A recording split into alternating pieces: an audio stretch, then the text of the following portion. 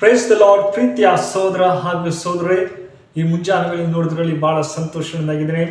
ಯೇಸು ಕ್ರಿಸ್ತನ ಮಧುರ ನಾಮದಲ್ಲಿ ನಿಮಗೆಲ್ಲರಿಗೂ ವಂದನೆ ಸಲ್ಲಿಸ್ತೇನೆ. ಪ್ರೀತಿ ಹೃದಯ ಮಕ್ಕಳೇ, ಶಾಲೋಮ್, ನಿಮಗೆ ಸಮಾಧಾನ ಉಂಟಾಗಲಿ. ಪ್ರೀತಿ ಹೃದಯ ಮಕ್ಕಳೇ, ಕಳೆದ ವಾರಗಳ ಅದ್ಭುತವಾಗಿ ಕಾಪ್ಕೊಂಡು ಈ ನೂತನ ಹೊಸ ದೇವರು ಕೊಟ್ಟಿದ್ದಕ್ಕಾಗಿ ದೇವ್ರ ನಾಮಕ್ಕೆ ಸ್ತೋತ್ರ ಸಲ್ಲಿಸೋಣ. ಈ ಮುಂಜಾನೆ ವೇಳೆಯಲ್ಲಿ ದೇವರು ಒಂದು ಒಳ್ಳೆ ವಾಗ್ದಾನ ಕೊಟ್ಟಿದ್ದಾರೆ. ಪ್ರೀತಿ ಹೃದಯ ಮಕ್ಕಳೇ, ಏನು ವಾಗ್ದಾನ ಅಂದರೆ ನೋಡಿ, ಅಲ್ಲಿ ಮುಳ್ಳಿನ ಪೊದೆಯೊಳಗೆ ಉರಿಯುವ ಬೆಂಕಿಯಲ್ಲಿ ಎಂಬುದಾಗಿ. ಹೌದು ಪ್ರೀತಿಯ ಮಕ್ಕಳೇ, ಇದಕ್ಕೆ ಆಧಾರವಾಗಿ ವಿಮೋಚನೆ ಕಾಂಡ 3ನೇ ಅಧ್ಯಾಯ 2ನೇ ವಾಕ್ಯ ನಿಮಗಾಗಿ ಓದ್ತೀನಿ. ದಯಮಾಡಿ ನಿಮ್ಮಲ್ಲಿ ಸತ್ಯವೇದವಿದ್ದರೆ ತೆಗೆದು ಧ್ಯಾನಿಸಬೇಕೆಂಬುದಾಗಿ ನಾನು ಕೇಳಿಕೊಳ್ತೇನೆ. ಅಲ್ಲಿ ಹೀಗೆ ಬರೀತಾರೆ, ಏನಂದರೆ, ಅಲ್ಲಿ ಮುಳ್ಳಿನ ಪೊದೆಯೊಳಗೆ ಉರಿಯುವ ಬೆಂಕಿಯಲ್ಲಿ ಯೆಹೋವ ದೂತನು ಅವನಿಗೆ ಕಾಣಿಸಿಕೊಂಡನು. ಹೇಗೆಂದರೆ, ಅವನು ಒಂದು ಮುಳ್ಳಿನ ಪೊದೆಯನ್ನು ಕಂಡನು. ಆ ಪೊದೆಯು ಬೆಂಕಿಯಿಂದ ಉರಿಯುತ್ತಿದ್ದರೂ ಅದನ್ನು ಸುಟ್ಟು ಹೋಗದೆ ಇತ್ತು. ಆಮೇಲೆ ಹಲ್ಲೆಲೂಯಾ. ಪ್ರೀತಿಯ ಮಕ್ಕಳೇ, ಇಲ್ಲಿ ನೋಡೋದಾದ್ರೆ ಮೋಶೆನ ಜೀವಿತ ಆ ಪೊದೆಯಲ್ಲಿ ದೇವರು ಯಾವ ರೀತಿಯಲ್ಲಿ ಕಾಣಿಸ್ಕೊಂಡಿರೋ ಎಂಬುದನ್ನು ನೋಡ್ತೀವಿ. ಆ ಪೊದೆ ಉರಿಯುವಂತಹ ಬೆಂಕಿ ಆಗಿತ್ತು ಎಂಬುದಾಗಿ ನೋಡಿ. ಅದೇ ತರ 3ನೇ ಅಧ್ಯಾಯ 4ನೇ ವಚನ ಹಿಡಿದು ನೋಡೋದಾದ್ರೆ ಪ್ರೀತಿಯ ಮಕ್ಕಳೇ, ಅಲ್ಲಿ ಮೋಶೆ ಇಸ್ರೇಲ್ ಜನರನ್ನ ಬಿಡಿಸುವುದಕ್ಕೆ ಮೋಶೆನ ದೇವ್ ಕರೀತಾರೆ.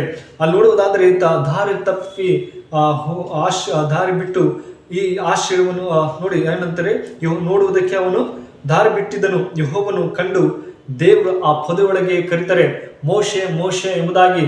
ಇಗೋ ಇದೇನೆ ದೇವರು ಎಂಬುದಾಗಿ ಆತ ಹೇಳುವಾಗ, ಈ ಸ್ಥಳ ಒಂದು ಪರಿಶುದ್ಧವಾದ ಸ್ಥಳ ಇದೆ. ನಿನ್ನ ಒಂದು ಕೆರೆಯನ್ನು ಬಿಟ್ಟು ನೀನು ಈ ಪಾದನ ಇದು ಎಂಬುದಾಗಿ ಹೇಳುವಾಗ ಆತ ಬಿಡ್ತಾನೆ, ಇದು ಬಹಳ ಪರಿಶುದ್ಧವಾದ ಸ್ಥಳ ಎಂಬುದಾಗಿ. ಅದೇ ತರ ಆತ ಮೊಕ್ಕನ ನೋಡೋಕೆ ಆಗಲಿಲ್ಲ, ಆ ಬೆಂಕಿಯ ತರ ಉರಿತಾ ಇತ್ತು ಎಂಬುದಾಗಿ ನಾವು ನೋಡ್ತೀವಿ ಪ್ರೀತಿಯ ಮಕ್ಕಳೇ. ಅದೇ ತರ ದೇವರು ಬೆಂಕಿ ಎಂಬುದಾಗಿ ನೋಡೋದಾದ್ರೆ ಪ್ರೀತಿಯ ಮಕ್ಕಳೇ, ಸತ್ಯವಿದ್ದಲ್ಲಿ ಬೆಂಕಿ ಕೆಲವೊಂದು ದೇವರು ನಮ್ಮನ್ನು ನಮಗೆ ನೋಡೋಕೆ ಆಗಲ್ಲ, ಆದರೆ ದೇವ್ ಪ್ರಸನ್ನ ಮುಖದಿಂದ ನಾವು ನೋಡಬೇಕು ಎಂಬುದಾಗಿ ನಾವು ನೋಡ್ತೀವಿ.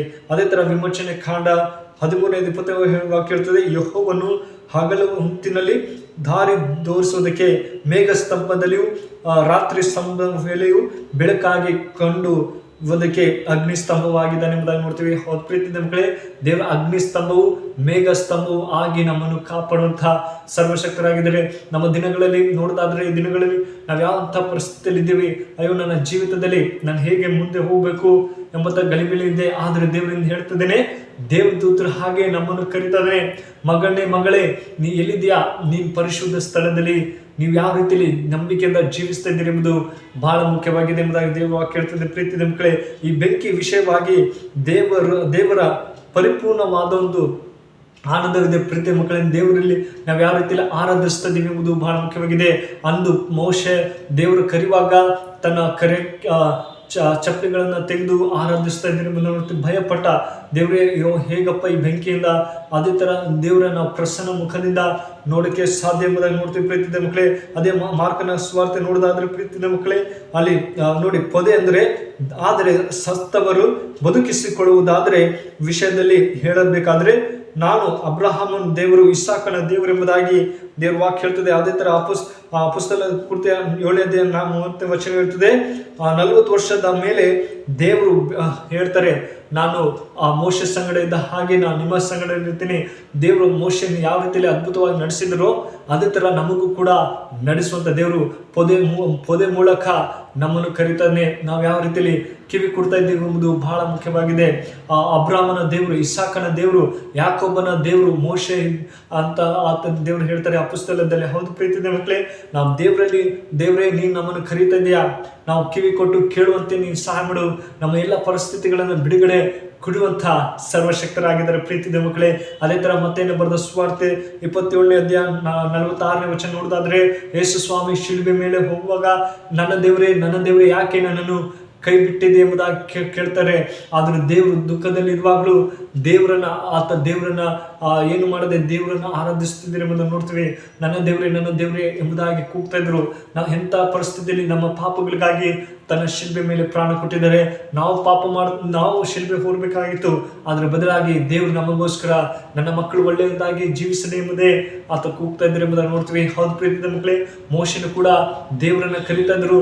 ಆತನ ಜೀವಿತನ ಬದಲಾಯಿಸಿ ಮೋಶೆನ ಇಸ್ರಾಯೇಲ್ ಜನರನ್ನ ಯಾವ ರೀತಿ ನಡೆಸಿದರೋ ಅದೇ ಥರ ನಮ್ಮ ಜೀವಿತದಲ್ಲಿ, ನಮ್ಮ ಕುಟುಂಬದಲ್ಲಿ ಎಂಥ ಪರಿಸ್ಥಿತಿಯಲ್ಲಿ ಇದ್ರೂ ಕೂಡ ದೇವರು ನಮ್ಮನ್ನು ಕರೀತಾ ಇದ್ದಾನೆ. ನಾವು ಆತನ ಮಾರ್ಗದಲ್ಲಿ, ಒಳ್ಳೆ ಮಾರ್ಗದಲ್ಲಿ ನಾವು ನಡಿಬೇಕು.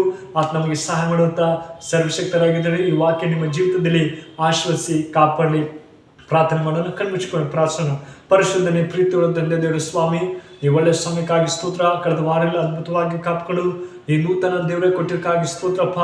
ದೇವರೇ ಮೋಶೆ ಸಂಗಡ ಇದ್ದ ಹಾಗೆ ನೀನು ನಮ್ಮ ಸಂಗಡ ಇರು ಅಪ್ಪ. ನೀನು ಒಳ್ಳೆ ದೇವರು, ಒಳ್ಳೆದನ್ನೇ ಮಾಡುವಂಥ ಸರ್ವಶಕ್ತರಾಗಿದ್ರಪ್ಪ. ದೇವರೇ ಪೊದೆ ಮೂಲಕ ನೀನು ಕರೆದಂಥ ದೇವರೇ, ಈ ವಿಡಿಯೋ ಯಾರು ನೋಡ್ತಾರೋ ಅವ್ರನ್ನ ಕೂಡ ಆಶ್ವಸಿಸಿ ಕಾಪಾಡು. ಅವರೆಲ್ಲ ಸಮಸ್ಯೆಯನ್ನು ಬಿಡುಗಡೆ ಕೊಡು. ಅವ್ರಿಗೆ ಶಾಂತಿ ಸಮಾಧಾನ ಕೂಡ ದೇವರಂತ ಪ್ರಾರ್ಥನೆ. ಪ್ರೀತಿಗಳು ತಂದೆ, ಈ ಚಿಕ್ಕ ಪ್ರಾರ್ಥನೆ ಕೇಳಿದಂತೆ ಯೇಸು ಕ್ರಿಸ್ತನಲ್ಲಿ ಬೇಡ್ತೇನೆ ಜೋಡ ತಂದೆ. Amen. May God bless you.